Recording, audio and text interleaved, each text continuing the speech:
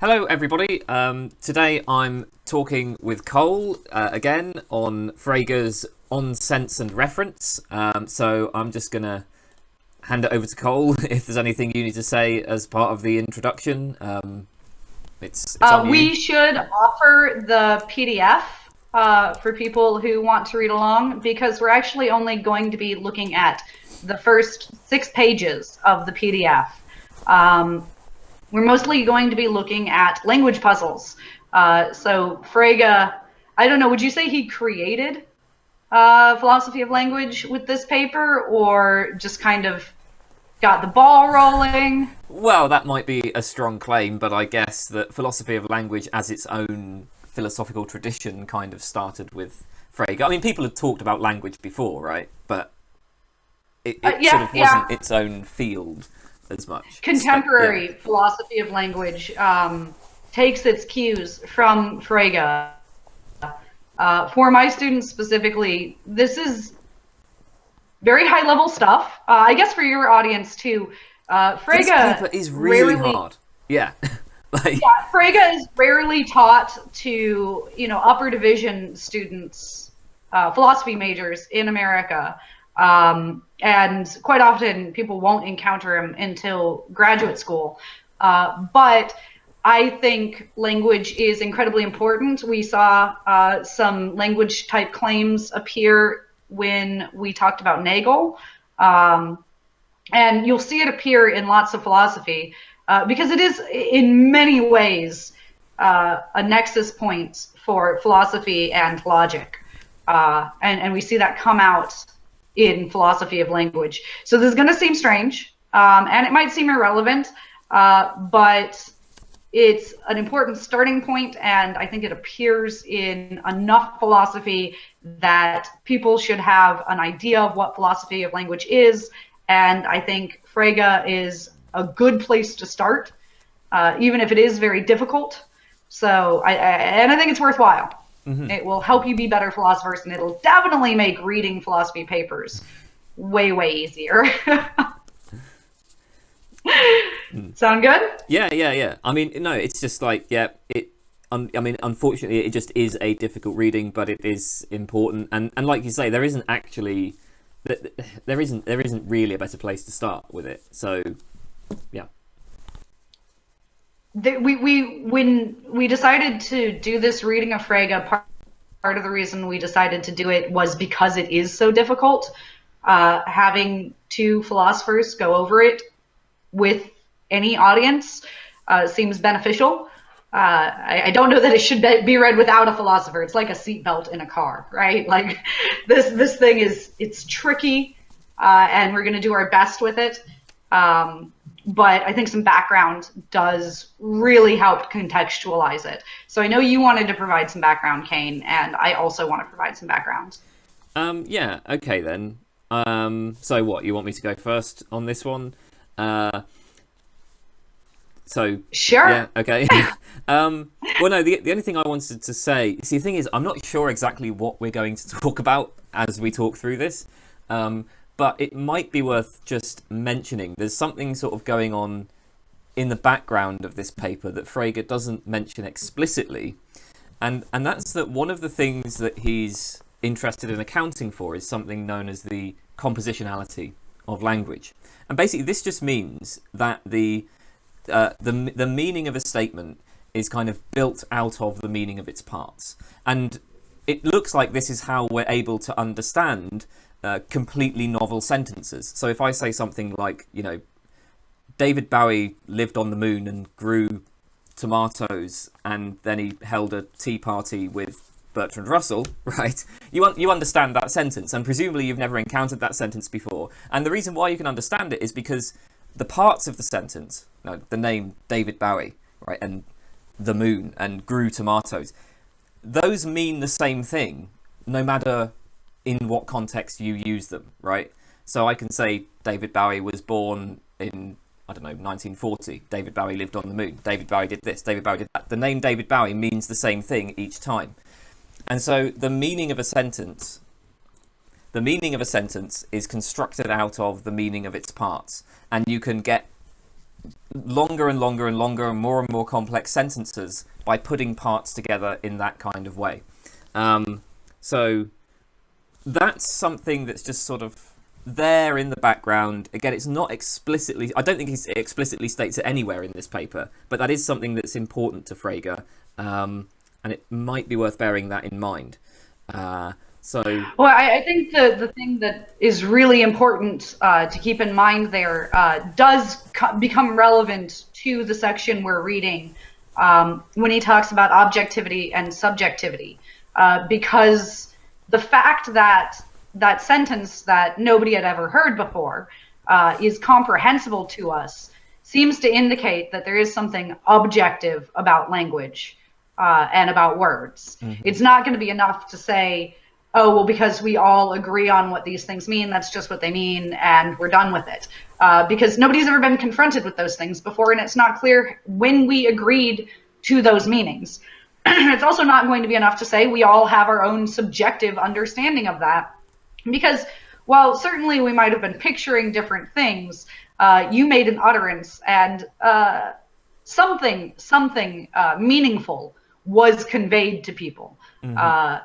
Again, out of that completely novel sentence. So while he might not make it explicit in this paper, I think that is a worthwhile point to make going in, that when he talks about objectivity and subjectivity, it's because that sentence should not be recognizable or coherent to anyone if language isn't doing, if there isn't an objective aspect to language, if it is all just subjective. So definitely worthwhile point. I more than that wanted to provide some background for philosophy of language broadly. The reason we chose Frege is because we do first see these puzzles that philosophers are still working on to this day in Frege. But the impetus, I think, at the time for analyzing language was that in order to remain rigorous, philosophy, well, kind of as a response to a perceived lack of rigor in continental philosophy, England and a few other spots got more analytic about things and became more rigorous. And philosophy started to look either a lot like math or a lot like science. And it wasn't clear what exactly philosophy as a discrete field was for. And right around the same time, we see philosophy of language really take off. And that's possibly because philosophers had started to conceive of themselves at this point as clarifiers. We clarify things. We provide the necessary and sufficient conditions for something, which is then, of course, the description or definition of that something. That's our job, is to take a claim and clarify it and analyze it. So it seems only natural then that we want to examine the tool that we're using to do that. And that is what philosophy of language does. It shouldn't be taken to be at all the same as linguistics. This is not anything to do with Noam Chomsky or like anthropology or language in that sense. It's almost language as logic. Mm-hmm. Do you disagree with anything that I just said? Because I said some kind of controversial stuff in there. I think, well, yeah. I mean, for the purposes of what we're doing, then I think that's all fair enough. Yeah. So yeah. I mean, certainly, okay. Like the general. This conversation can spiral. Right. Yeah. But I mean, I just want to say no. The come again. I hadn't finished, so I just wanted to say the general point about the way that philosophers had started to conceive of themselves around the time that Frege was alive. I think that's absolutely right. Like there was a concern, I think, about like, well, what can philosophy do? How can we distinguish philosophy from science and from mathematics and these other fields? What's the novel contribution that philosophy can make? And one thought was, well, philosophy can basically help, as you say, to clarify things. The reason why we might need to do that is because natural language the stuff, the stuff that we say on an everyday basis is just full of all sorts of vagueness and confusion and imprecision.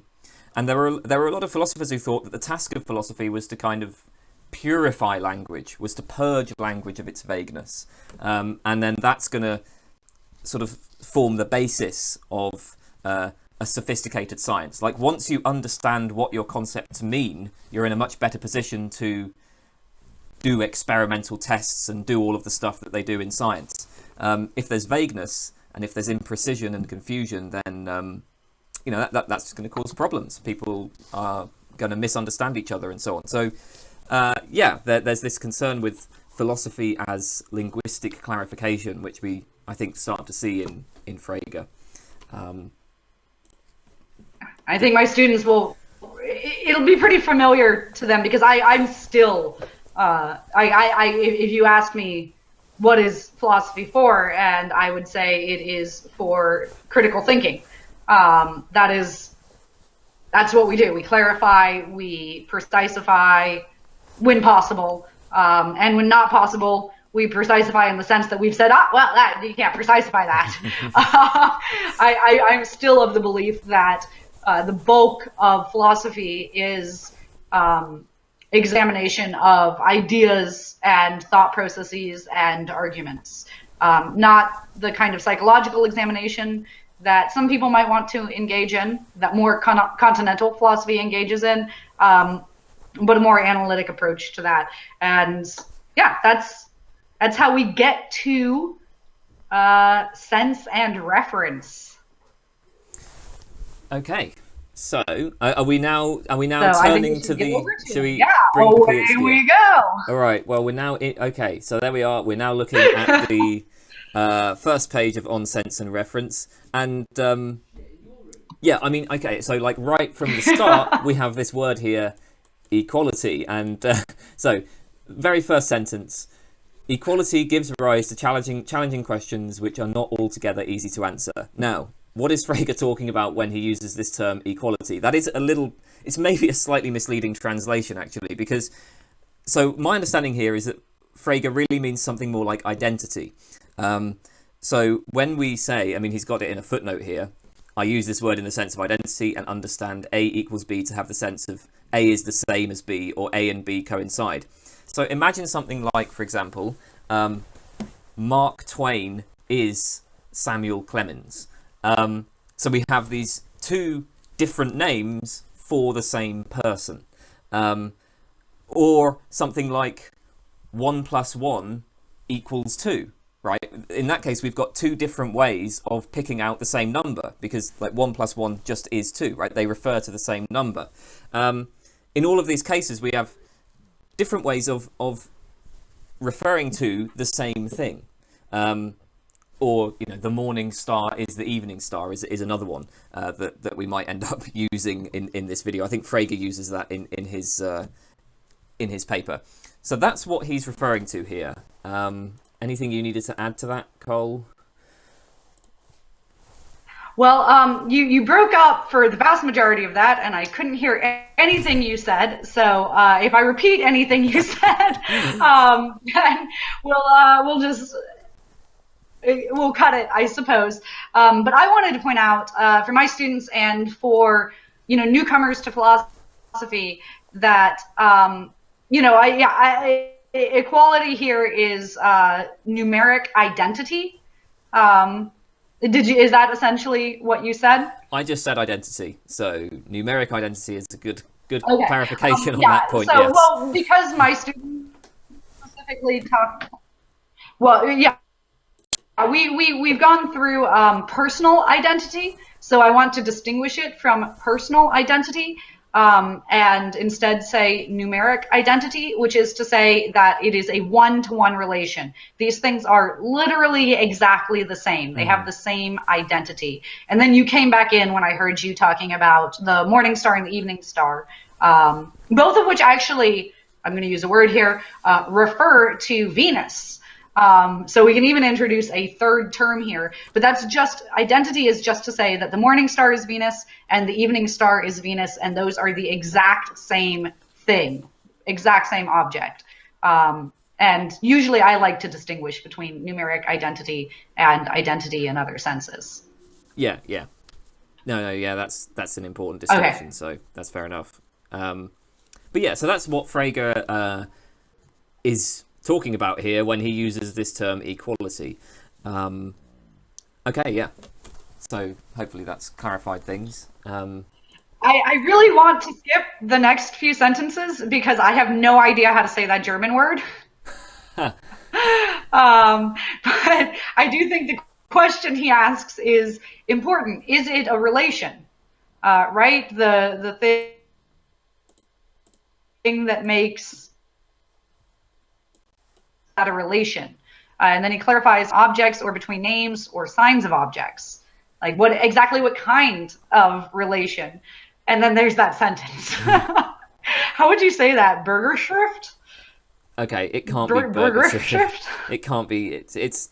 I have no idea. I have no idea. Burgerschrift? It's an earlier work of his, in case anyone was wondering. So he's just saying, in this earlier work of mine, I assumed the latter, which is to say that it was a relation between names or signs of objects. And then he gives his reasons, and this is the first of the puzzles I made reference to in our introduction.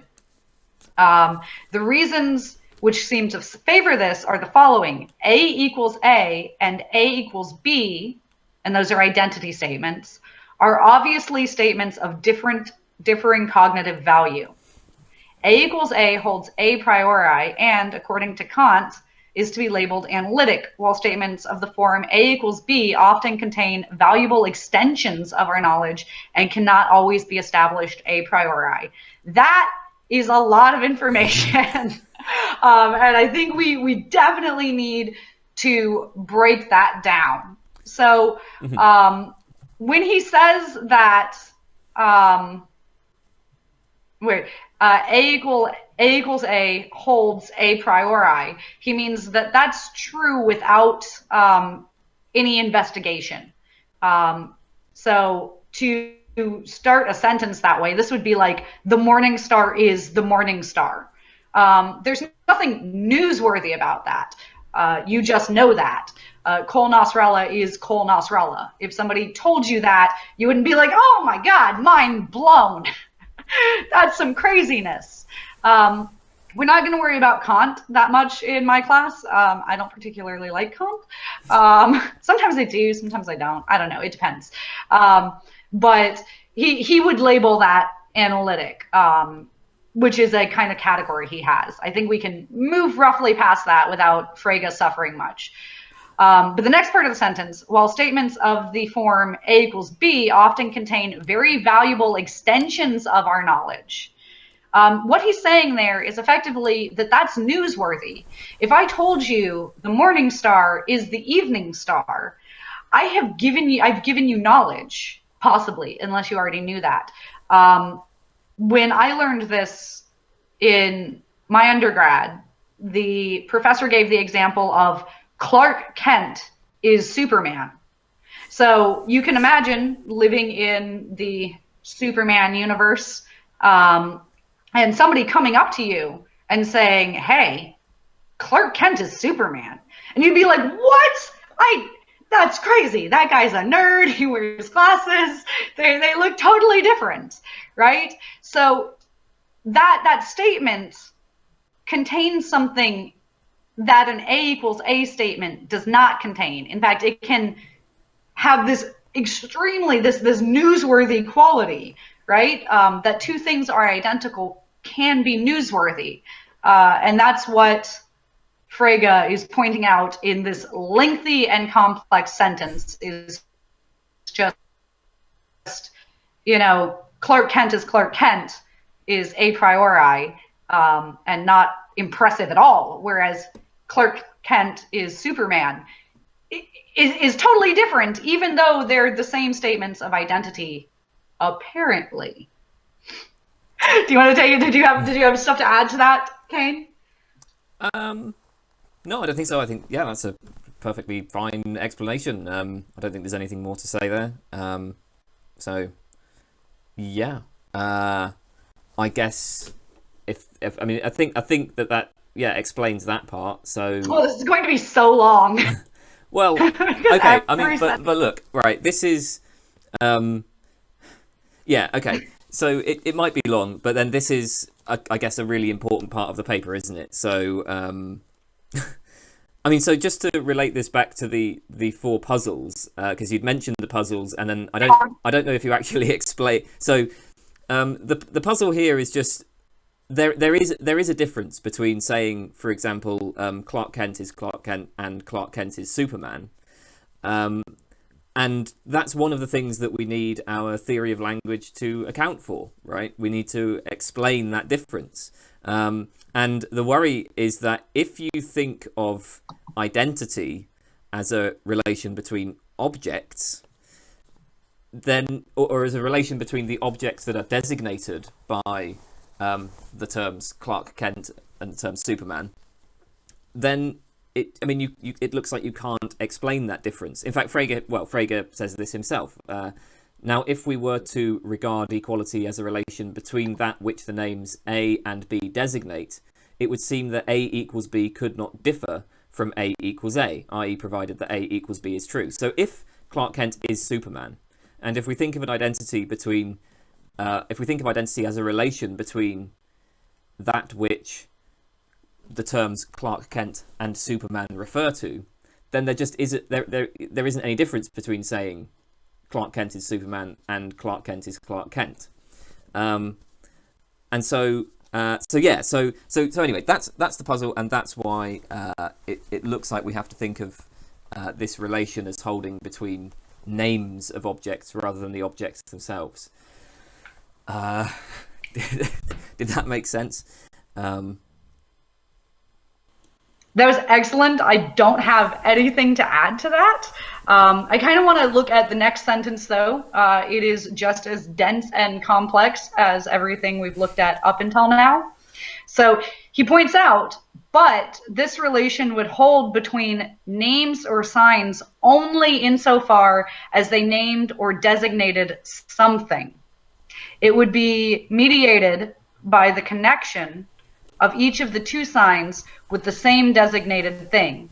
And I wanted to give an example of something that are not names or signs, right? A place where this relation is not going to hold. And I think colors are a good example of that, right?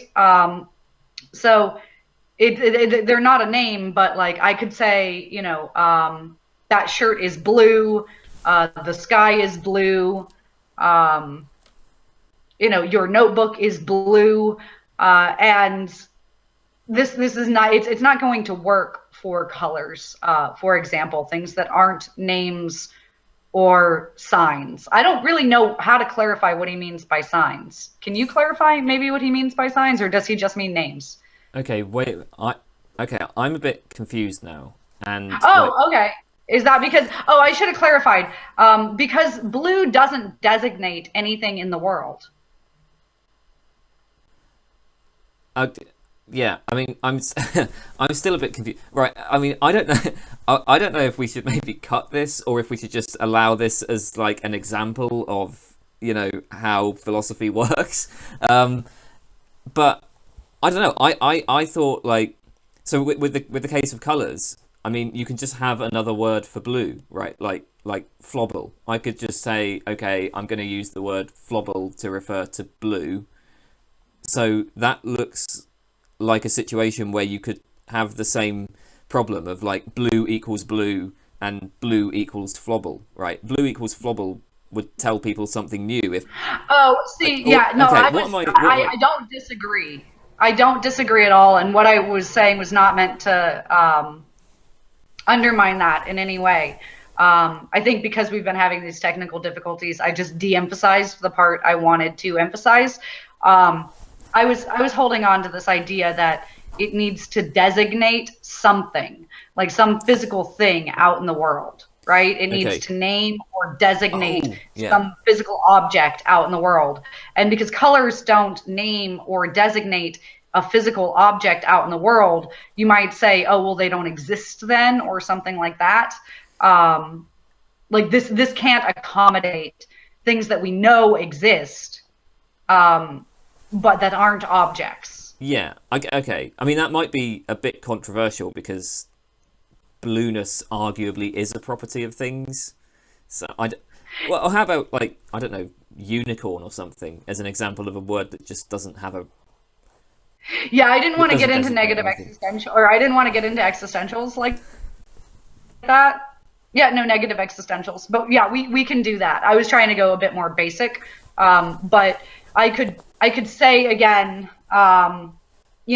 but this relation would hold between the names or signs only insofar as they named or designated something, is to say that if that thing doesn't exist out in the world, like a unicorn, for example, this theory is not going to work. And in that sense, it's a puzzle.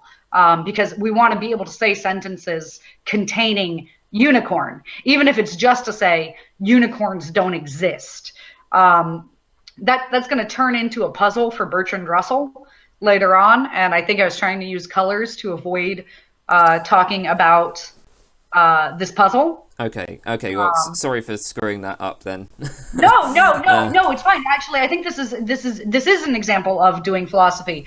We can talk about the second of the four puzzles now. I don't think there's a better place to do it in the Frege, because it is more Russell's puzzle. So we're going to have this other puzzle of language, which is going to be reference to non-existent entities. How am I going to make any kind of claim about something that doesn't exist? So Harry Potter went to Hogwarts is a good example. Like, I'm making a claim about something that doesn't exist. And we probably should have said this earlier. I don't know if you said it when the computers were breaking up, but these are problems for language because we want to think of language or propositional claims as the sorts of things that can be true or false. And this is why Russell gets blended in with the Frege, at least for me, because unless we're looking at this propositionally, it's hard to understand why these puzzles matter. And we do need to talk about truth functionality. My students have some awareness of truth functionality, but yes? One second. What I'm going to do is start writing out the four puzzles, like so we can actually have all of that written down. Perfect. Let's write out those four puzzles. So the first one that we talked about was just identity, right? Which is that, I mean, you parsed it, so now I shouldn't be doing it. So yeah, okay, puzzle of identity.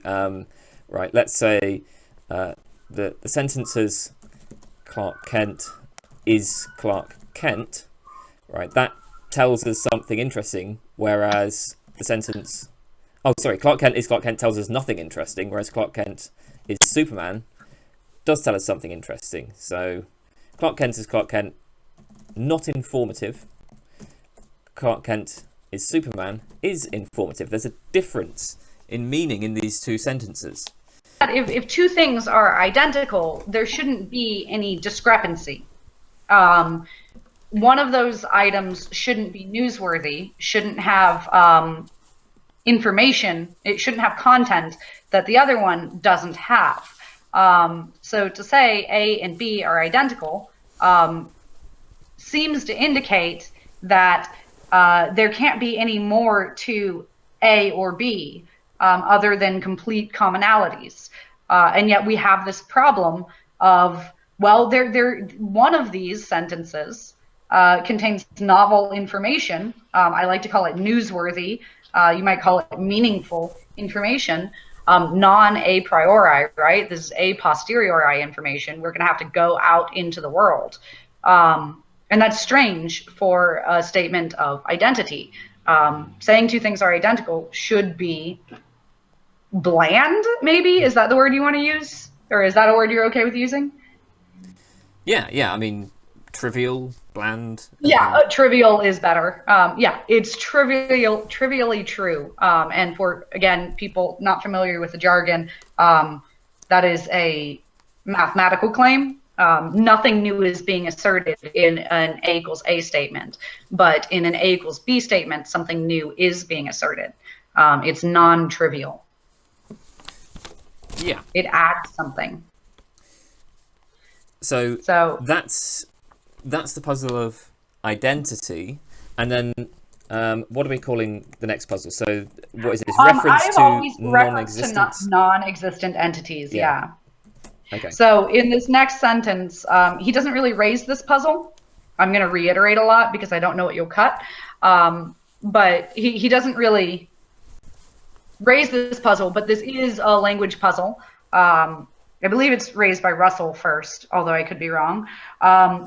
And but this relation would hold between the name signs or signs only insofar as they named or designated something, some object out in the world, right? So sentences like, that is a unicorn. Well, I mean, unless you're pointing at an actual unicorn, or unicorns look like horses but with horns. A claim like that is going to be problematic for this, because it doesn't designate anything out in the world.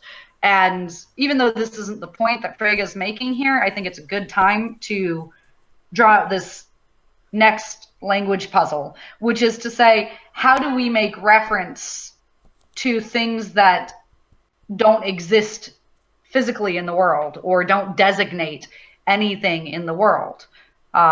Our understanding of language as just being like this childlike concept of, you hold up a pen and you say, this is a pen. And then you're like, oh, pen, that word connects to that object, doesn't work for things that don't exist in the world. Yeah. And I mean, I guess even more than that, it looks like arguably there might be cases where you can say true things about things that don't exist in the world, like, Sherlock Holmes lives on Baker Street. I mean, at least there's a puzzle here, because we'd certainly want to... example I gave, there seems to be a relevant difference between saying Harry Potter attended Hogwarts and saying Harry Potter attended UCLA. Yeah. Right? Yes. We want to say Harry Potter attended Hogwarts is true, and we want to say Harry Potter attended UCLA is false. But neither one of those point to anything that exists in the world. We're making claims about things that don't exist, and yet our intuition is that one of those is true and one of those is false. Whereas current language theories, that a word just means the thing it represents, they don't account for, or naive language theories, don't account for non-existent entities, how we make coherent sentences about non-existent entities and how they can be true or false. Yeah. I mean, if the meaning of a term is just a matter of what that thing refers to, then, well, the term Harry Potter doesn't refer to anything. There is no Harry Potter in the world, so it looks like the term would then be just meaningless, and that surely can't be right. And later, Bertrand Russell will come along and point out that a claim like Harry Potter attended Hogwarts is flatly false, because it refers to a non-existent entity. But this troubled him, and it troubles a lot of philosophers of language, because it seems to be false in a different way than Harry Potter attended UCLA is false. But our logic and our reasoning, our theories of language don't allow for that differentness in falsity. Okay, so I think we've got that then. So those are two puzzles so far. Do you want to go ahead and talk about negative existentials while we're here? Yeah, okay then. All right, so negative existentials. This is kind of a specific case of reference to non-existence. So a negative existential claim would be a claim like, Pegasus has never existed, or Harry Potter has never existed. And the point is that these claims are definitely true, right? Like it's true. It's just true that Pegasus has never existed. And yet again, we have this term that doesn't refer to anything. And so, you know, this is like I say, it's kind of a special case of the reference to non-existence, but it's a bit more problematic, because in this case we can't just say I don't know, like a sentence that contains a non-referring term is false, because actually this sentence is true, because it is true that Pegasus has never existed. So yeah, just to take it full circle, like right from the beginning again, this is to say, if you believe that words get their meaning in this naive way where you hold up a pen and you tell the baby it's a pen, and that's where words get their meaning from, then you cannot even begin to construct the sentence Pegasus never existed, because Pegasus doesn't refer to a thing you can hold up. It doesn't refer to anything in the world. And yet it appears to have meaning.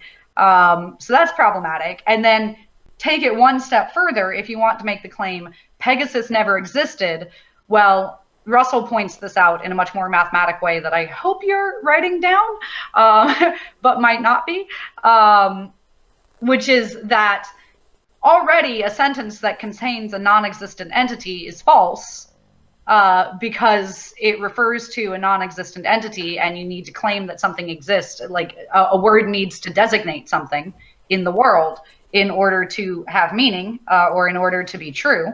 But then you're trying to say that this non-existent entity is non-existent, and you end up with a sentence that is false.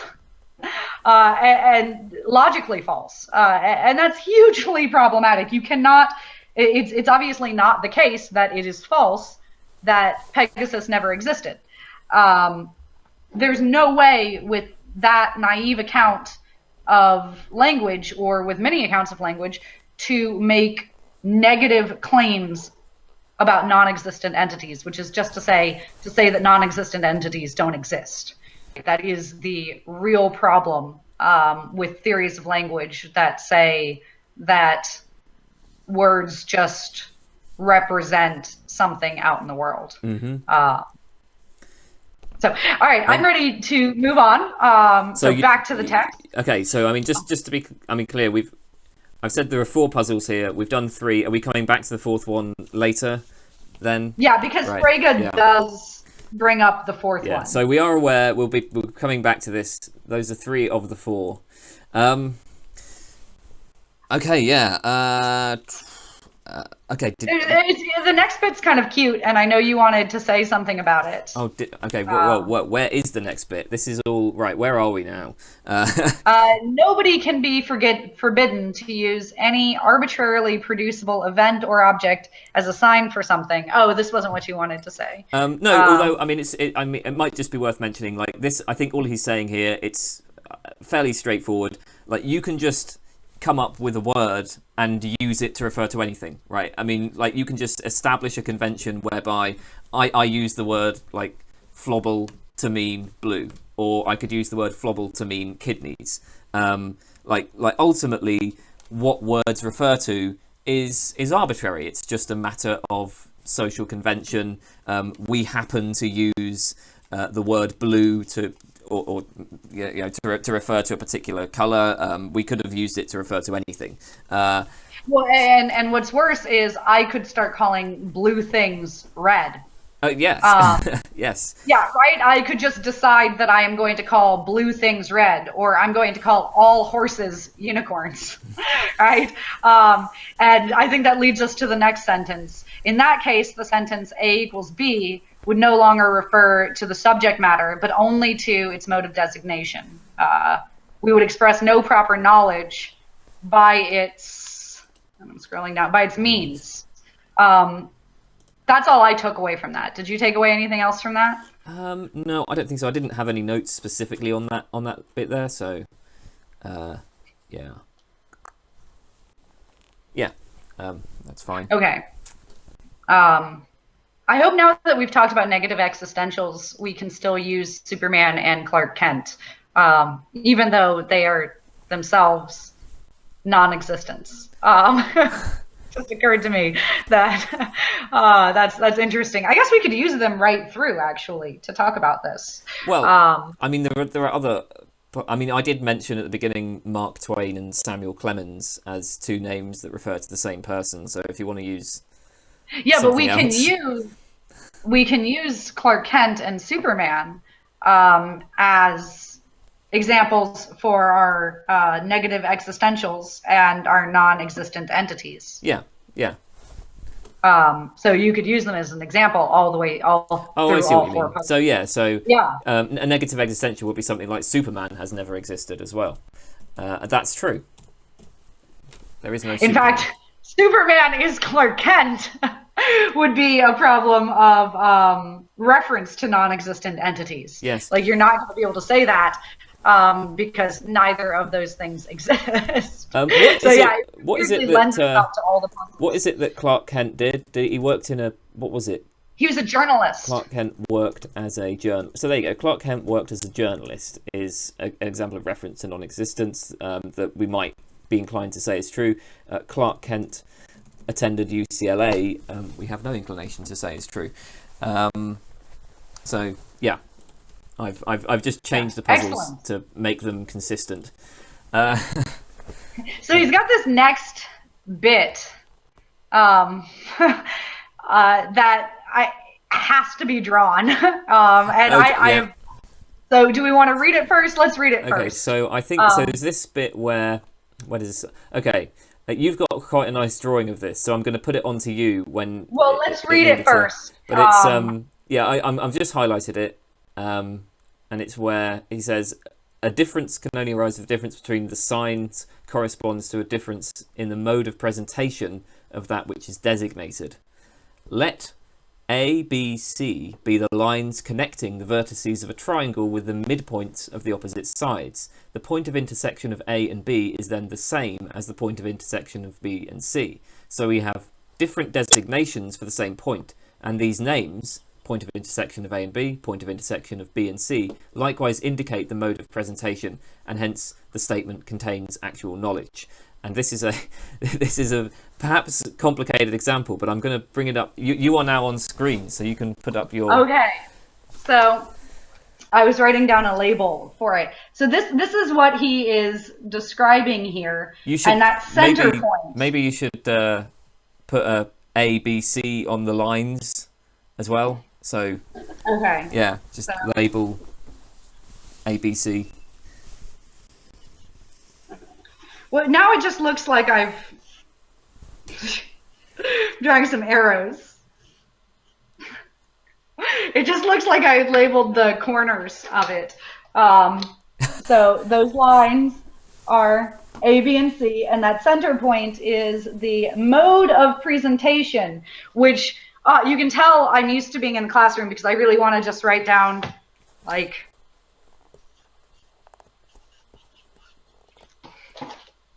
that just means sense. That's when he says mode of presentation, that's sense. Yes. Do you disagree? Like, this is a drawing of what Frege means when he later says sense.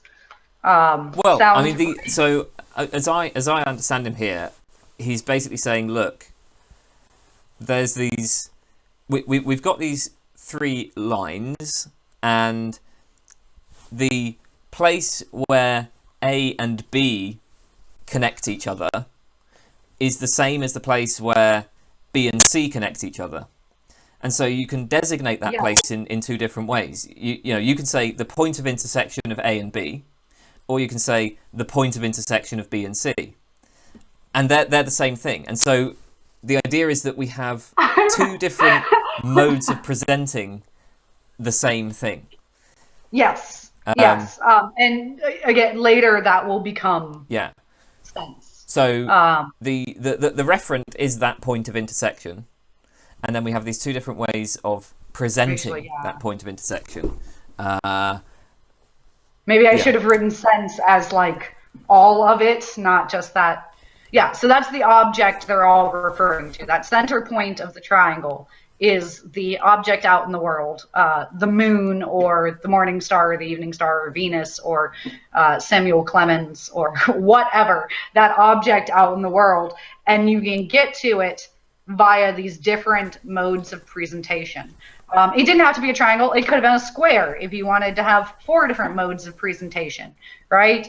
Or it could have been like a weird line with a dot in the middle if you only had 2 different modes of presentation, right? If you just had the morning star and the evening star, it would just be a line with one line leading to that object labeled A and one line leading to that object equaling B. It doesn't have to be that complicated. It's just a drawing of the different ways you can get to the same object.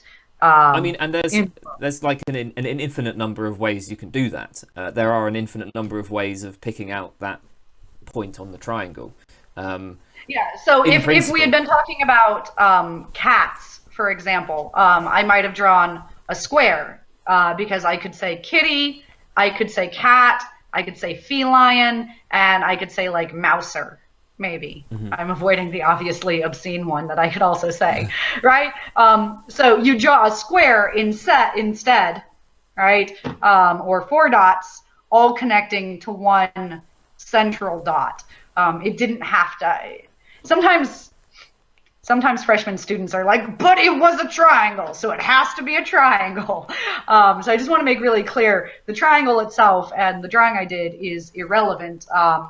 It would be a square if you had 4 senses or 4 modes of presentation. It would be like a star or, as you said, potentially infinite modes of presentation that refer to the same object. Do you think, and I mean, like, we can cut this if you want, but do you think that this example is like actually helpful? Because it always feels to me like this is just adding a layer of complexity to the paper that I don't really like. It seems like we can just talk about sense and reference in a much more straightforward way without this example. And I'm always, I always think like, why is this? I don't want to cut this. I don't want to cut this because this is worthwhile.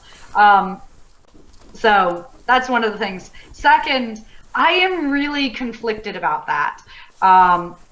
I understand that at the time, and this is why I don't want to cut this, at the time philosophy was saying we must get so rigorous, right? We're taking this very seriously again. Look at those continentals. They're dipping and dapping and don't know what's happening. We're not that. So you almost get this like excess rigor, I think. But it's worthwhile, right? He's trying to do what he thought philosophy was supposed to do, which is get rid of vagueness or ambiguity where possible, to clarify. And this is an attempt to clarify. He's also going to use this language of mode of presentation to eventually get to sense. So I think it is helpful, the fact that he like has this wordy paragraph about triangles. I don't know that was optimal, but I wouldn't do away with it. And I think this is a good chat we had about it.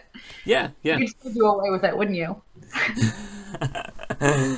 There might have been a more straightforward way of explaining what he was talking about than using this example. That's, I guess. I mean, maybe starting with like a line with a center point, and then like going to the triangle, and then going to the square. But that would have made it like a more bulky. I think it took me ages to figure out how to draw what he actually had in mind. That was when I'd first encountered this. I was like, wait, what? What the hell? What is that? How do you? I couldn't figure it out.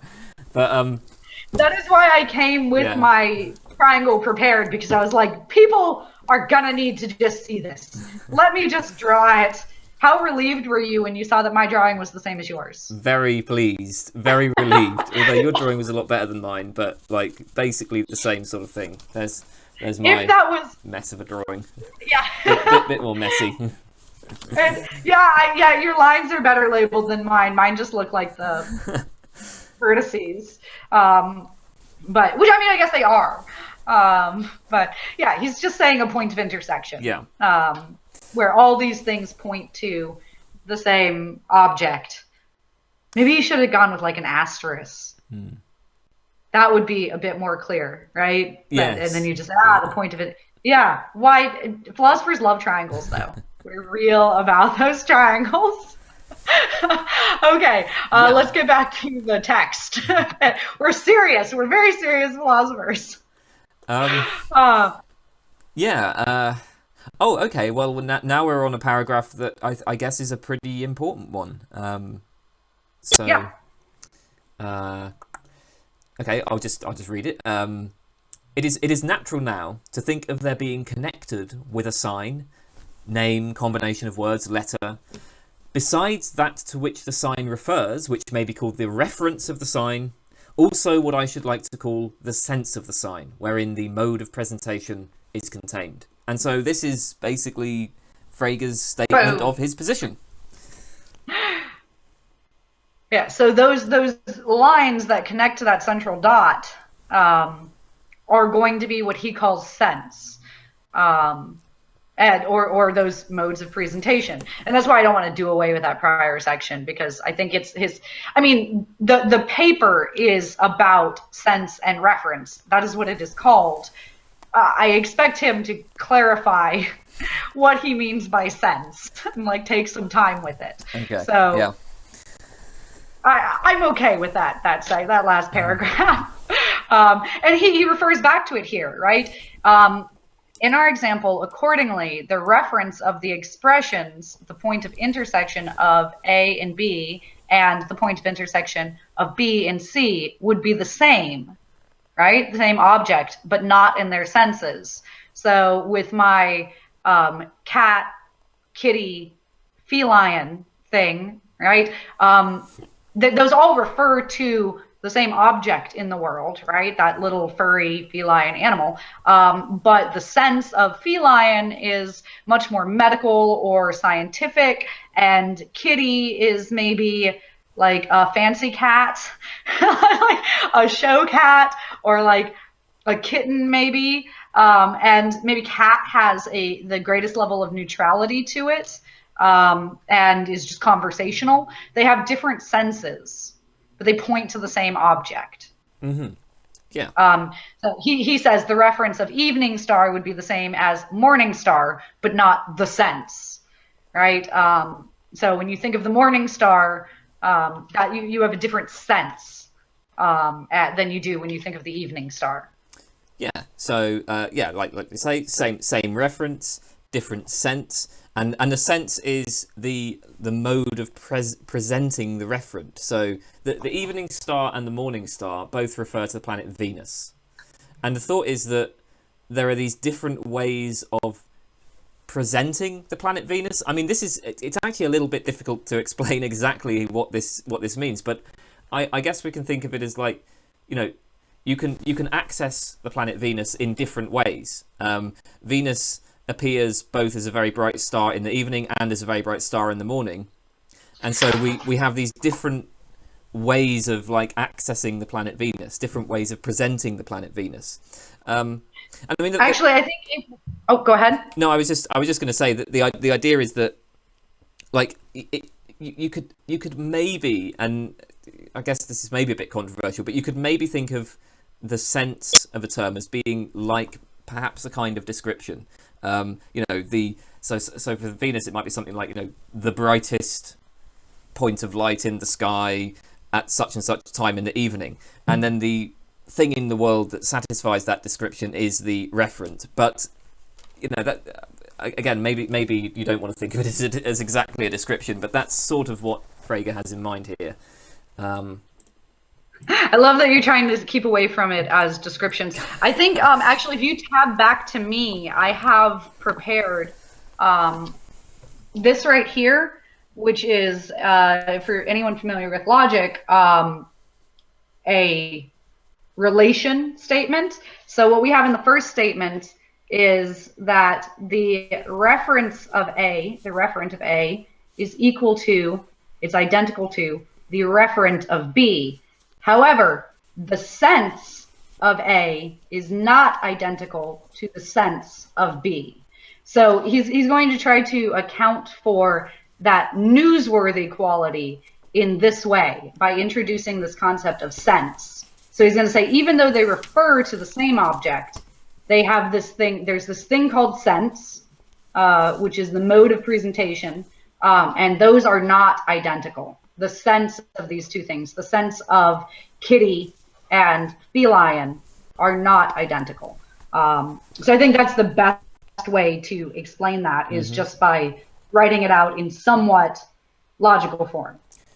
So yeah, right, so that's all. so shall we? Okay, do you want to just turn back then to this first puzzle and the puzzle of identity, and just apply that to this? I mean, yeah, we could add that in there. Yeah, because we're going to need it for substitutivity. So puzzle of identity then. This is, I mean, the basic idea is this: Clark Kent and Superman refer to the same object, but they have different senses. And so so the reason why Clark Kent is Superman is informative is because we're saying that, like, there's these two different modes of presenting an object, and we learn that, okay, they're referring to the same thing. Of course, as I'm speaking, I'm stopping myself because the example we've used doesn't actually have a reference, which is why people probably don't make it consistent all the way through. Yeah, that might be why. I thought it was a genius. I got too excited about that. All right, well, we can keep using it, or we can change it to Samuel Clemens. I like to use Lady Gaga and Stefani Giamatti. Okay, I'm not writing out Stefani Giamatti. I'm not writing that out. We're going with Mark Twain and Sam Clemens. Write that out. Right. Yeah, because the thing is, Mark Twain and Sam Clemens actually do refer to somebody in the world. So, yeah, Mark Twain and Sam Clemens have the same reference, but different senses.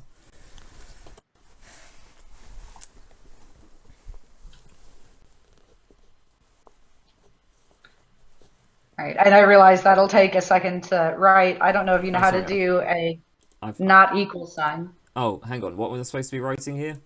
Oh, I thought you were adding that to the to that puzzle. Oh, what my little logical form.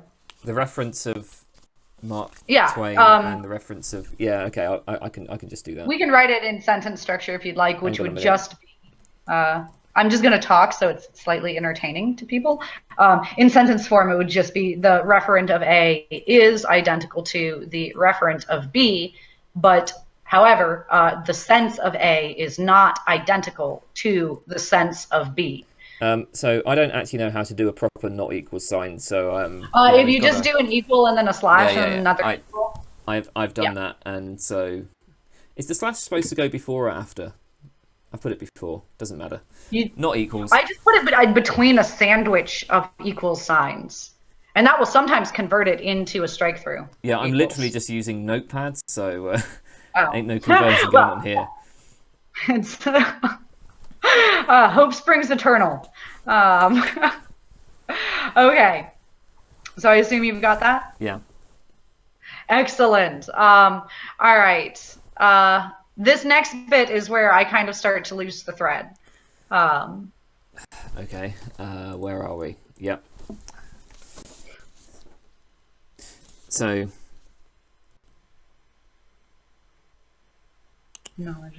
So it is clear from the context that by sign and name I have here understood any designation representing a proper name, which thus has its reference a definite object. This word taken in the widest range, but not a concept or relation, which shall be discussed further in another article. Yeah, okay. So he's just talking about things that he's talking about cases where we have words that like just pick out things in the world, like objects in the world. Like Mark Twain refers to an individual man. Similarly, you could use the writer of Huckleberry Finn to refer to that man, or you could use Samuel Clemens to refer to that man. He's not dealing with cases of like taller than, right? No, taller than is a relation.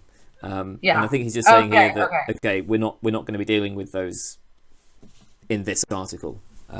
And for those of you who are not interested in logic, you don't need to deal with that ever.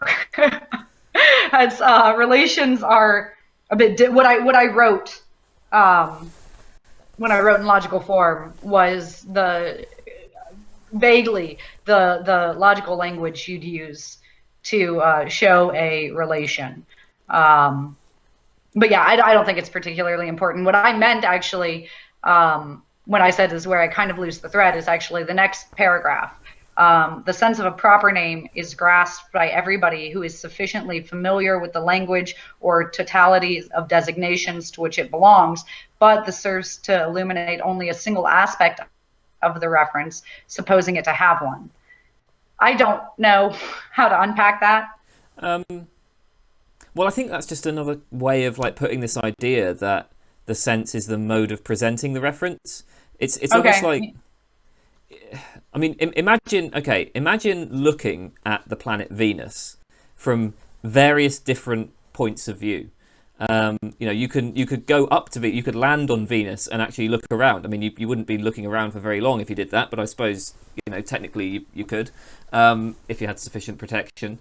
You can look at Venus from the surface of the Earth, and you can look at Venus at different times. There's Venus in the morning and Venus in the evening, and so the point is that any given sense, right, is only going to be like it's only going to sort of show the reference from one point of view. It's only going to reveal one Okay. aspect of the referent, in the way that when I look at Venus in the morning, okay, that's a particular way of presenting Venus. Somebody who is looking at Venus from Mars, or somebody who's looking at Venus, from somewhere in space, is going to be seeing some other aspect of it, and there'll be a different sense associated with that. Yeah, it'll be that huge thing right in front of me. Yeah. Or that very red thing, maybe. Um, There is a point I did want to note here, because Frege has this little footnote yes. where he says that basically what he's saying is that in the case of an actual proper name, such as Aristotle, opinions as to the sense may differ. It might, for instance, be taken to be the following: the pupil of Plato and teacher of Alexander the Great. Anybody who does this will attach another sense to the sentence Aristotle was born in Stagira than will a man who takes the sense of the name the teacher of Alexander the Great who was born in Stagira. So long as the reference remains the same, such variations of sense may be tolerated, although they are to be avoided in the theoretical structure of a demonstrative science and ought not to occur in a perfect language. So Frege is granting here, right? Like, yes, so I might use the term Aristotle, and I might associate with that the sense, the pupil of Plato, right? Maybe I don't know that Aristotle was the teacher of Alexander the Great. Somebody who does know that Aristotle was the teacher of Alexander the Great might associate that sense with the name instead. And Frege is saying, yeah, that's fine in sort of everyday speech. But then he has this bit at the end where he says that when we're doing science and when we're trying to construct a perfect language, those kinds of variation of sense ought to be avoided. And this connects to the point we were making right in the introduction of the video, that philosophers became very concerned with kind of purifying language and clarifying meanings and essentially constructing an ideal language. Because you might sort of say, well, why ought it not to occur in a perfect language? Like, what exactly is the problem with this? Because it creates ambiguity and vagueness and confusion. Yeah, and that's something that philosophers were really like we said, they thought the task of philosophy was precisely to clarify concepts so as to avoid that. Yeah. Such variations of sense may be tolerated. Oh. I'm sorry. Yeah, it's just very amusing to me. And as I said, I'm inclined to agree, but that's because I'm math heavy with my philosophy, and there's really not that going on in mathematics.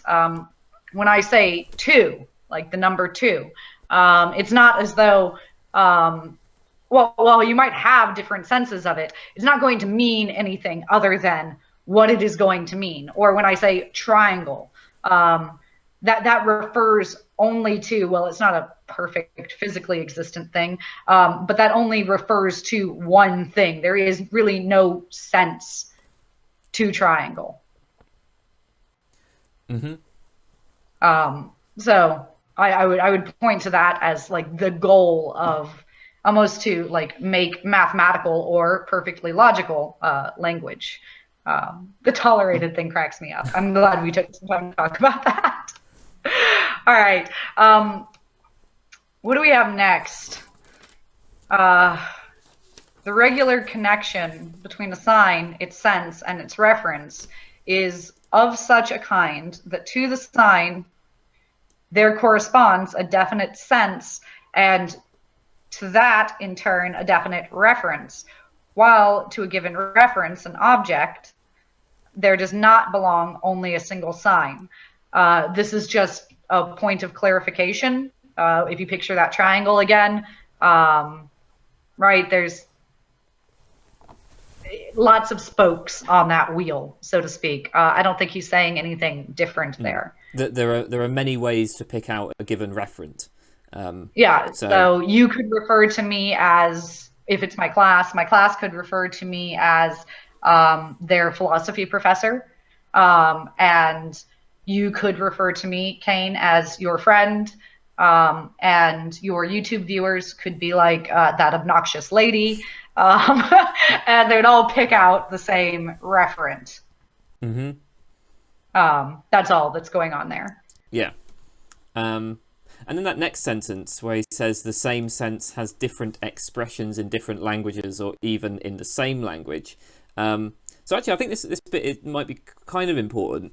So the point is this: different sentences can express the same sense, and maybe the most obvious case of this would be just like translation. So snow is white in English, I think is translated to be something like Schnee ist weiß in German, and I'm probably getting that completely wrong. This is always the one philosophers use. I wanted to use red and rojo. Okay, well, maybe that's a better... Get a little Spanish about it.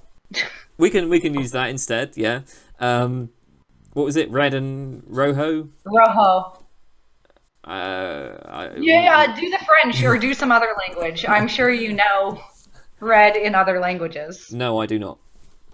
Oh, rojo. I don't want to shout it because my pronunciation is terrible. Oh, right, okay. Well, let's just go with that then. Red and rojo. So we have two different words with the same sense. And I mean, this is just important to bear in mind, because like a sense isn't going to... This is why I was a bit nervous earlier. This is one of the reasons why I was a bit nervous earlier about saying that we can think of sense as being just like a description, right?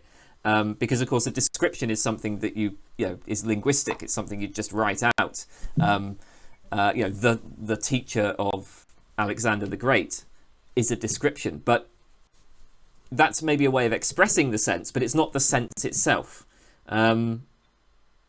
Does that? I don't know. Is this just confusing? That makes sense. Yeah. I mean, and look, there's no appropriate time to bring this up, but if you're watching this and you're starting to have misgivings about the idea that sense is a clear concept itself, those misgivings are not without warrant.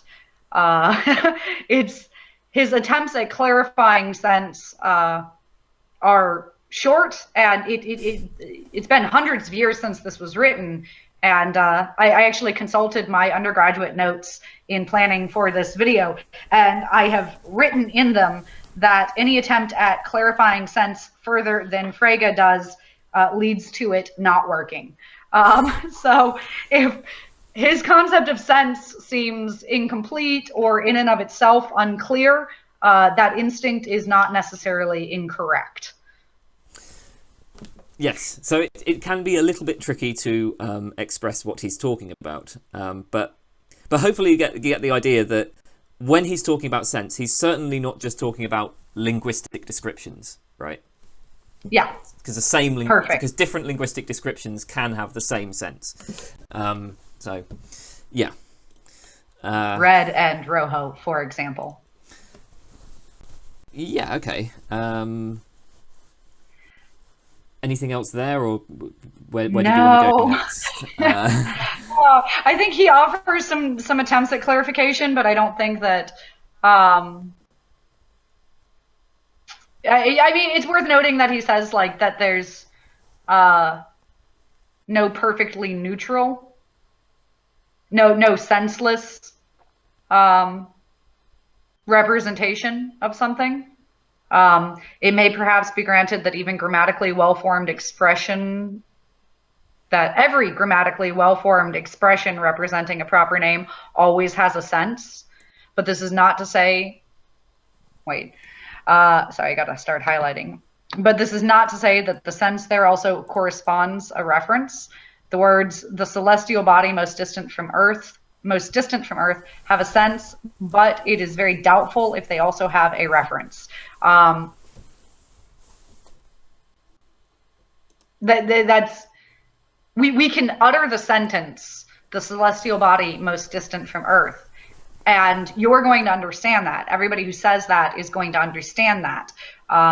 It's going to have a sense, but that doesn't necessarily refer to any planet out there. We certainly don't know what planet that refers to out there, but we could still do math with that, or we could still do science with that, right? If you study the universe and see that it is still expanding, you could make a claim like the celestial body most distant from Earth is, blah, blah, blah, blah, blah, billion light years from Earth. And that would still be a meaningful sentence. It has a sense, but it doesn't actually reference any particular celestial body. Should we tie this to the other two problems at this point? I mean, if you want to. Well, it's just since we brought them up. I mean, okay, so something like when somebody says, Clark Kent worked as a journalist. I mean, again, Frege here is going to appeal to this distinction between sense and reference. The term Clark Kent doesn't refer to anybody. There is no person in the world. Well, maybe there is a person called Clark Kent, but there's certainly not the person that is described in the Superman fiction. So Clark Kent doesn't have a reference, but it does have a sense. And like part of the sense of Clark Kent is precisely that he worked as a journalist. Like that's just one of the ways that the fiction presents him. That's one of the things he does according to the fiction. On the other hand, I assume he never, one of his modes of presentation. Yeah, I assume he never attended UCLA in the fiction, right? I don't think so. Yeah, so maybe he might have though. No, because he's from like Kansas or something. Okay, go ahead. But in any case, you can see how this idea of sense allows us to hopefully have a bit more of a sophisticated theory of language than the naive view that the meaning of a term is just what it refers to. If we think that the meaning of a term is just what it refers to, then Clark Kent worked as a journalist is like meaningless. But no, it's although it doesn't have a reference, it does have a sense. And so it's a perfectly meaningful sentence because Clark Kent has no reference, but it does have a sense, and that's why the sentence is meaningful. That's why we can understand it and think about it and so on.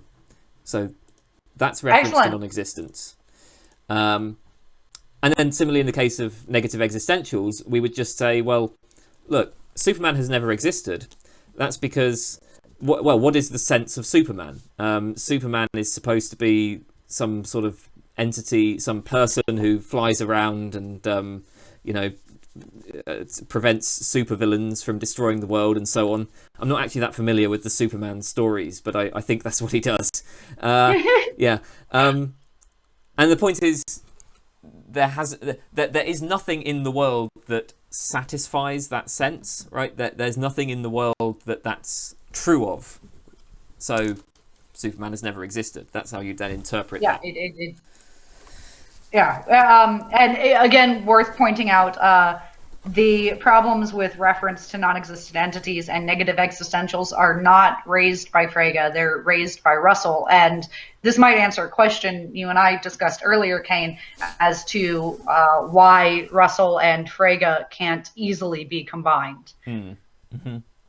Yeah, I mean, I don't know if we, yeah, probably shouldn't talk about. I don't. That might be a bit of a tangent, but It is. yeah, It is. But I'm sure if both you and I had that question, somebody will find this video down the line and be like, oh my goodness, after 45 minutes of talking about the first 2 pages of Frege, they answered this weird question I had. Thank goodness. yeah. Well, yeah, I don't know. Does it? I mean, I'd have to think about it because yeah, let's not go well, yeah, here. Yeah, let's not. Let's just. I'm gonna put it down. Let's just put it down and walk away slowly. This is what you do with a lot of philosophy of language. But yeah, Okay. so hopefully people can see how Frege's theory is actually quite useful, right? Like that's all we're saying here. It does have some utility. It does have an application to these puzzles. Yeah, as well as, you know, a good reason. The puzzles are a good reason to give up your naive theory. And Frege is trying to give you something to replace that naive theory with. The idea that nouns, words just pick out objects in the world. Not only are the puzzles a good reason to give up that position, but he's attempted to provide some utility in creating sense to say, oh, but look, this does work. This is a much better theory of language. Yeah. All right. Okay. The next paragraph I don't have anything to say about, but that's because I'm excited to get to our fourth puzzle. Yeah, I don't have any notes on that either, so I'm happy to just move on to. Oh, I think the thing about quotation marks. Oh, yeah. Well, that kind of does. That just ties into substitutivity. Mm-hmm. So let's have that on the page, maybe. Okay. Do you want me to bring up kind of... our 4 puzzles and then write this down? Yeah, I can read it out loud while you type, if you want. That seems good. So, in order to speak. Wait, what am I writing down here? You're going to, in some way, write the problem of substitutivity. Yeah, I'm not going to write it in quite the way that Frege expresses it, though. While I read? Yeah. Okay. Well, I'll just... we are being presented here with what I began there as with the 4th and final puzzle, the ultimate puzzle that we're going to be looking at when we talk about language puzzles. It is called the problem of substitutivity, but let's go through this sentence or this paragraph and unpack it and say what it means. So in order to speak of the sense of an expression A, one may simply use the phrase, the sense of the expression A. In reported speech, one talks about the sense, e.g., of another person's remarks. It is quite clear that in this way of speaking, words do not have their customary reference, but designate what is usually their sense. In order to have a short expression, we will say, in reported speech, words are used indirectly or have their indirect reference. We distinguish accordingly the customary from the indirect reference of a word, and its customary sense from its indirect sense. The indirect reference of a word is accordingly its customary sense. Such exceptions must always be borne in mind if the mode of connection between sense, sign, sense, and reference in particular cases is to be correctly understood. That is a mess. Yeah, I mean, okay. Like, we do need the paragraph before that. Really. I mean, I can parse the problem of substitutivity, but I don't know that it's all stated in that one paragraph. Okay. I don't know. I mean, look, should I? Yeah, so I can explain it. I'm just not sure that the way that Frege we can approaches explain it line by line here. Okay, so can I just like state the problem of substitute? Like, if I was told what is the problem of substitutivity, can I just say what I would say to somebody? And then, it's a problem. Yeah, then, go for it. I'm happy to. And we can go back from there. We might have different ways of putting this because like there are different ways this arises. So look, here's actually I'll just call it substitutivity, right? Right. So take the sentence, Frank believes that Venus is the morning star. Now, it may be true that Frank believes... Actually, can we do one that I prefer? Okay. Because I think this gives it salience. Lois Lane knows that Clark Kent is Clark Kent. Okay, yeah, but I don't... No, okay, yeah, yeah, right? but the problem... Whoa, because now the trouble is that those are non-referring terms, and... Okay, I also use the example, I mean, yeah, I guess that's fine. That doesn't bother me, but if it bothers you, that's fine. Because look, there's that has the revelation in it, and that's why I want to use that. So can we just like know that Clark Kent and Superman don't refer to anything in the world and use that as the example? I mean, Can we okay. trust our audience, our respective audiences to know better? Well, I just want it to be like noteworthy. Yeah. Actually, I mean, we could use our ridiculous president because I'm sure there's a lot of things he doesn't know.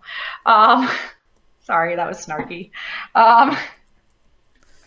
So, what do you want me to do? Lois Lane believes that... Yeah. I would. Yeah. Can we? You see why I want to use that, right? Well, yeah, but it just means that when I talk about it, or when we talk about it, you end up kind of being like, oh, hang on a minute. We can just accept that. It doesn't bother me. Okay, we've got...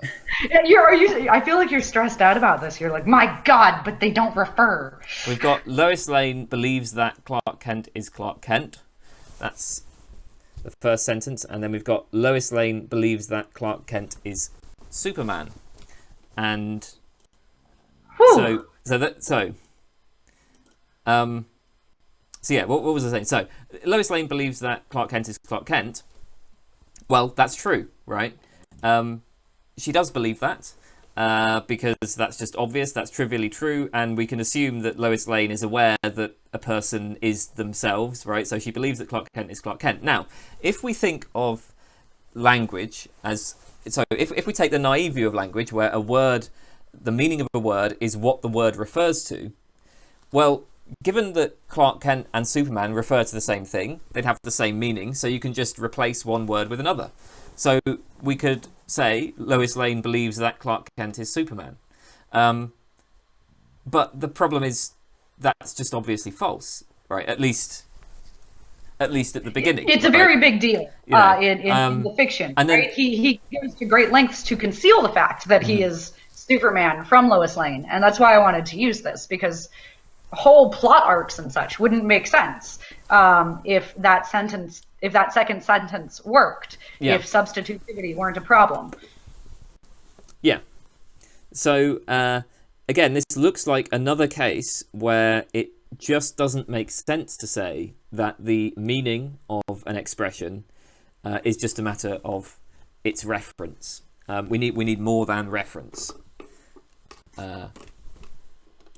Right? And that is where he's going to introduce sense into things. And he's going to say, well, even though they point to the same object, she only has this one mode of presentation, right? The Clark Kent is Clark Kent access to that object that is Clark Kent. She does not have the other mode of presentation, which is the Clark Kent is Superman relation to that object. Yeah. If it were an object in the world. So Frege is going to say that in this sentence, that in sentences where we report what other people believe or what other people say, the words have what he's calling an indirect reference. They don't have the... He says they don't have the usual reference. Instead, they just refer to their own sense. Because we're reporting her beliefs, So yeah, we're no longer using the terms in in the standard way, in the customary way. Where does he say this? The indirect reference of a word is accordingly its customary sense. So when we say Lois Lane believes that Clark Kent is Superman, that would mean something like, Lois Lane believes that this fella who works in the journalistic office is this fella who flies around in the sky and attacks supervillains and stuff. I have a question. Do you have the quote marks around the phrases of the content of her beliefs? Oh yeah, I should put that, shouldn't I? Well, I mean, believes that. Because he starts this out by saying that those quote marks need to go there, and that would be very confusing. But once it's written that way, it makes perfect sense. What he's trying to say here and why he invokes quotation marks. Yeah. Because these should be the same utterances. So we're just grabbing that thing in quotation marks and dropping it down with the substitution of Clark Kent for Superman. And that means we're not meaningfully changing the reference, but we are somehow changing the content, and Frege is going to sense to explain that change and the change in truth value of those two sentences. Yeah. Yeah. Excellent. And if it were up to me, we'd be done with Frege now. But I think you had. Well, we don't have to. More to say. We don't have to continue with it. No, we should continue. But so, I want you to carry us. I'm sorry. What did you say? I said I expect you to carry us. Okay, fair enough. So I think we can actually proceed relatively quickly because so where we are now is bottom of page 38. The reference and the sense of a sign are to be distinguished from the associated idea. If the reference of a sign is an object perceivable by the senses, my idea of it is an internal image, etc. Now, so Frege is distinguishing reference, sense, and idea, and the point here is Frege wants to think of senses as being things that are like objective meanings. They're not subjective ideas. So an idea is like literally just something that you have in your head. It's associated with emotion and feeling. As Frege says at the beginning of page 39, such an idea is often saturated with feeling. The clarity of its separate parts varies and oscillates. The same sense is not always connected, even in the same man, with the same idea. The idea is subjective. One man's idea is not that of another. I mean, this is a key point because Frege wants sense to be something common to all of us, like we can all comprehend the same sense. And this is important for communication, right? Like when I'm talking to you, you use your words with basically the same meaning as I'm using them, and that's how we're able to communicate. And so we can't like make meaning just a matter of personal internal ideas. Frege wants it to be more objective. That during our introduction, you constructed a series of sentences about David Bowie on Mars, or on the moon, and they were completely novel sentences. And while I might have been picturing something slightly different to what you were picturing, they were comprehensible to me. And I think I said this at the time, but if not, I'll say it again now. Or maybe I should say it again now. This is because Frege, there's no way to account for that except for that the meaning, some of the meaning is located in the object, in the referent. We could make whatever mouth sounds we want to refer to it, but the meaning is, it's not entirely private. It's not entirely something we have in our head. He accounts for that thing we have in our head that maybe makes my picture slightly different to Kane's picture as idea. And I do think it is relevant to distinguish between sense and idea. Sense is not personal. Sense is not subjective. Yeah. Sense is a relationship between the object and the person, the perceiver or the speaker. It's the idea that is subjective. So we talked about melons before this. And while there are different ways of describing it and whatnot, I'm deathly allergic to melons. So when I think of melons, I think of, vomiting blood. And when Kane thinks of melons, I don't know. What do you think of Kane? I quite like melons. I think they're a very pleasant fruit. Actually, they're one of my favourite fruits. So yeah, Oh. I have lots of pleasant feelings. Now people know how to melons. poison me if they find me obnoxious. But also, we have very different ideas. Frege's not going to say this is just like if I just said poisonous evil substance, that wouldn't really refer to or be a sense of melon in any meaningful way to anybody else. That's not coming from the melon. That's my idea of the melon. That's my association. And I mean, more like I think more deeply than that. Like, there's a degree to which like you just can't share your idea. I mean, you can express various things about a melon, but you can't. I can't literally get inside your head and feel the things that you feel, or have the sort of emotional connections that you experience when you think of a melon. Like that. So ideas. When a melon is evoked. Yeah. So in conversation. Ideas are, like you say, they're subjective. They're in an individual mind. We can't share ideas. But Frege wants to say meaning and language, it has to be built on something shareable. And so he wants to say sense is something objective and something that we can share. Two people can have the same sense in mind. So it is, I think, important to distinguish that from like subjective idea. Yeah. Absolutely. Sorry, I went too fast past it. I just find it quite tedious because he does go on for some time about it. Yes, he does. I mean, that's like all of page 39. That he has this analogy. I mean, with the moon and the telescope. That's just a way of like explaining this point. So he says, if you observe the moon through a telescope, the moon itself is the reference. The image created on your eye, like the retinal image, that's like the idea, as it were. That's something that's purely subjective that you can't share with anybody else. But then there's the image that's created by the telescope, the image projected by the telescope that other people can look at, and that's comparable to the sense. I don't know if that analogy is useful, but yeah, and that's basically Frege. So if you were taking notes on this, you could make a category for objective and a category for subjective. And under objective, you would put sense and reference. And under subjective, you would put idea. Yeah. Yes. So, and you wanted to point out something on the bottom of what turns into the 6th page. I don't know if you wanted to kind of get into that.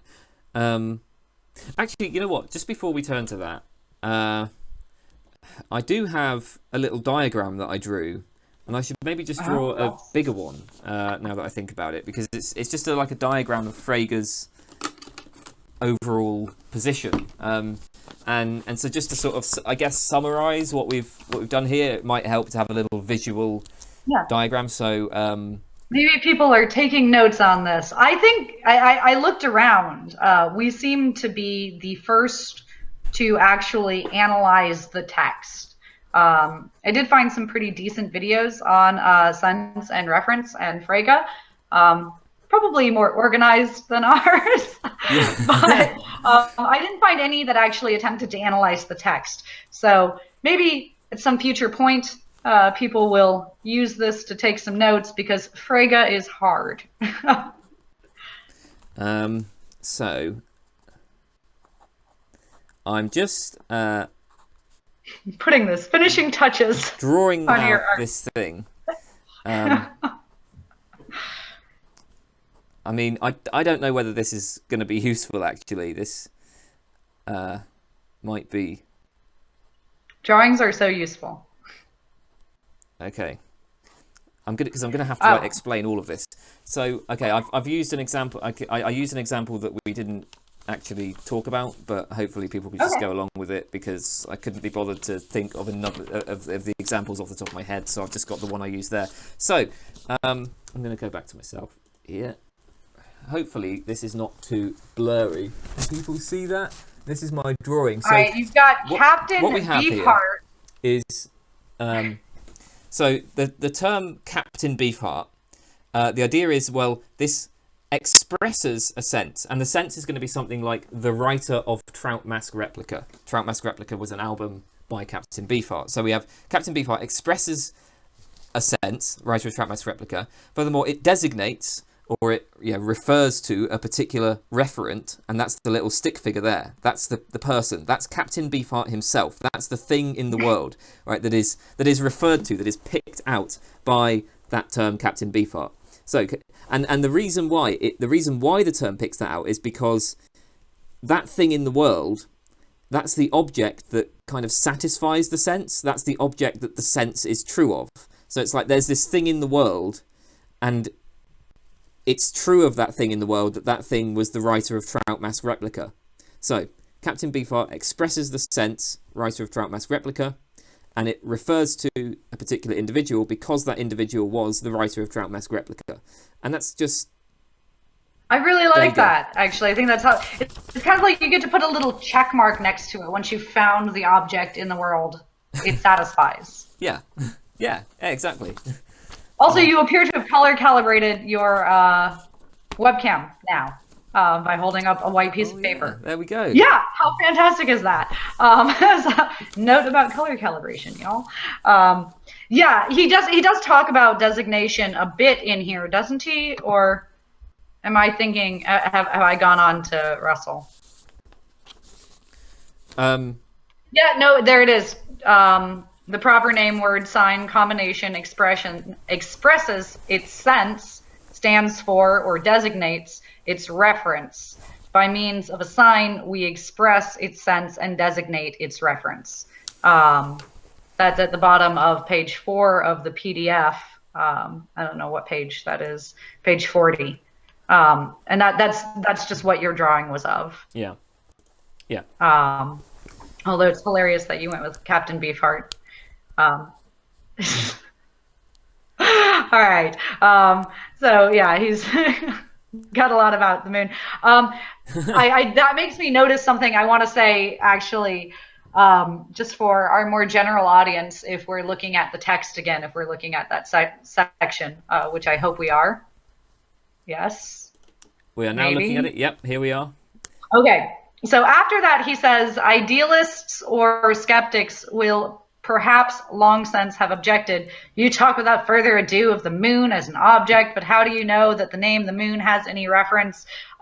First of all, when he says idealist, he does not mean like people who think everything in the world is good and, you know, wear rose-colored glasses. Idealist means something very specific. My class went over the modern debate with empiricism and realism. So we did talk briefly about idealism, which is the idea that all the objects, idealism in philosophy means all the content of reality. My bicycle, my computer, my family and friends, my job, all of that is just an idea. It doesn't exist as an object. And skeptics refers to, you know, radical skeptics who don't think that anything is actually provable for certain. Therefore, they remain skeptical on the existence of things. So the sentence, idealists or skeptics, will perhaps long since have objected. You talk without further ado of the moon as an object, but how do you know that the name the moon has any reference? Is just saying these people who don't believe that things exist will protest. How do you know that these things exist? Yeah. And well, and if you should desire to continue this reading, it's really helpful to clarify that jargon.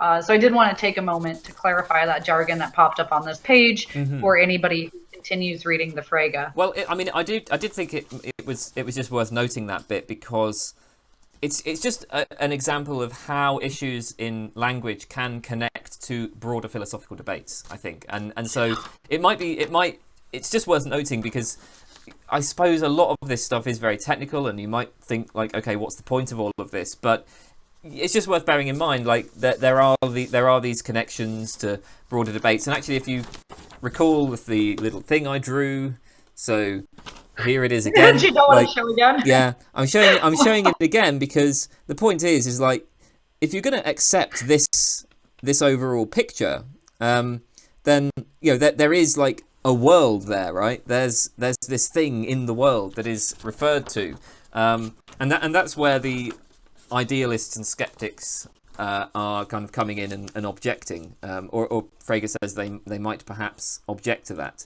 But a lot of my students, their first essay was about mostly there was some philosophy of religion prompts, but there was the one the majority of them responded to was about Descartes' skepticism. But there's also a modern debate prompt, and that I included the modern debate in a 101 class was something that was questioned by many people.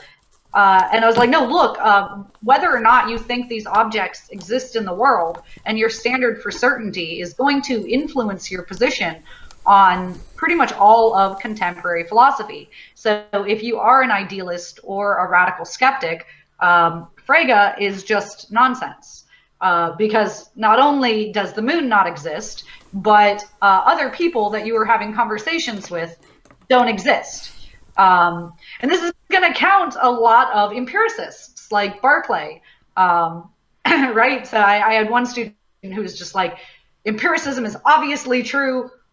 How can you think that you don't know about things that you're touching with your hands? And it's like, well, be careful, because you might, out of pure empiricism, end up with idealism, which means this even more crazy thing, which is that none of these things exist, and language doesn't exist, and interlocutors don't exist, and all you're going to be able to say to Frege is, well, the moon is not a thing. It's just an idea. It doesn't actually pick out an object in the world. And you kind of don't get to play with a lot of these fun, more contemporary philosophic ideas. So I guess that actually kind of puts a nice cap on it. Philosophy of language is not this weird little side thing. I see it as being central to all the philosophy that followed through the 19th, 20th, and 21st century. Yeah. Well, it certainly was central. I mean, there's no doubt about that. It became like the basis of a huge number of philosophical. I mean, I think there was a time when there were some philosophers who might have been tempted to say that like all philosophy is really just philosophy of language. I think that was a slogan that they would have been tempted to say. That's me raising my hand. Yeah, this is definitely one of my favorites. And we have meta-ethics coming up in my class, and you and I have talked about doing some meta-ethics readings, and it's impossible to do meta-ethics without this understanding of logic and this understanding of language. So hopefully everybody stayed tuned for the whole thing and enjoyed that, and will stop dismissing philosophy of language because it's important and weird. It's just also really hard. Okay. Is that all then? Should we end it there? That's all. All right. Bye, everybody. Bye, everyone.